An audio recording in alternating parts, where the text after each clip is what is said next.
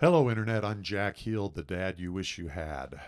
I attended a jazz festival yesterday. Three terrific acts: Rebecca Jade, Turning Point, and Eric Darius. I'll link all three in the comments. Several hundred people attended. I can only guess at the numbers. And almost no one was wearing masks. It was a delight. Excuse me. It was a delight to be a human among humans, engaging in that most uniquely human activity, attending a music festival. So, what exactly is it that we're doing when we attend a concert? I wonder. Specifically, outwardly, we're watching people who are exceptionally gifted and deeply skilled at making complex sounds that move our emotions. It's weird, but it's also delightful and amazing. It reminds me of Viktor Frankl in his book Man's Search for Meaning, when he talked about the seminars that the inmates in the concentration camps held. They'd get together after their horrendous work days in the barracks and discuss great ideas or great literature. They attempted to keep the artistry of humanity alive. Even though the Nazis confiscated all their musical instruments, they'd even try to make music. Making art, creating beauty for the sake of beauty. This is something that defines us as humans. It helps keep us human and reconnect us with our common humanity. It's no wonder that tyrants throughout history have destroyed the great art of previous generations. They intuitively understand the power that art has over the souls of us humans. And power mad as they are, they cannot tolerate any competitor to their own thirst for absolute power. So, do something good for your soul and for the good of humanity. Support your local artists. Now, on another note, and one that addresses the subject of this video, a young woman taking tickets was wearing a mask, and she also had a t-shirt on that said, "Feeling safe is a human right."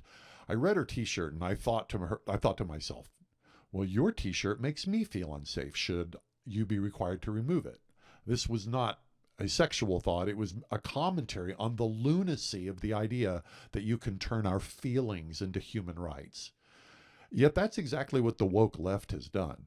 What else do they mean when they use the phrase my lived experience except my feelings? Isn't that odd that the only feelings that matter are the feelings that they judge to be valid? So if I, as a straight white male, felt oppressed by the lived experience of someone else who happened to not be straight white or male, well, those feelings don't count, right? Now, don't get me wrong, feeling safe is a good thing. However, actually being safe is a lot better. And yet, neither the feeling safe or the being safe can rationally be considered a human right. I'm glad I didn't say anything to this young woman. Anyone who unironically wears a t-shirt like that with such a message is clearly not gifted with a great capacity for rational analysis. Still, it bears repeating. Having feelings of any kind are not your right. Feelings are another word for emotions, and any adult who's been conscious for more than a few months recognizes that emotions vary with the weather, the seasons, our actual physical health, the state of our relationships, our income, and 1,000 other things that have no direct correlate with whatever other people may or may not be doing. Refer to my earlier video about animal rights. There is no such thing as a right without a responsibility. And if feeling safe is a human right, then making sure other people feel safe is a human responsibility. Now, that may sound okay on its face, but if you dig just a little bit below the surface, it'll be obvious that this is just an insane claim. Who, precisely, is responsible for your feelings? If you make other people responsible for your feelings, then you are by definition an immature person who doesn't deserve to be treated as an adult. One of the most common characteristics, in fact, of emotional immaturity is the tendency to blame other people for your emotional state. And one of the key indicators of emotional maturity, which is another name for adulthood, is that you accept responsibility for your own emotional state.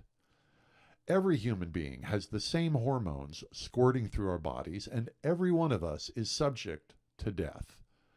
The most miserable people in the world are those who refuse to accept responsibility for their own actions and who blame other people for their own feelings.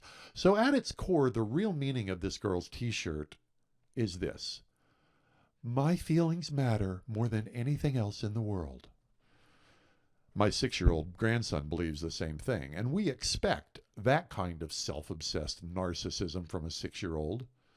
But healthy cultures refuse to elevate that kind of self-obsessed narcissism to the status of a human right. I'm Jack Heald. I'm the dad you wish you had.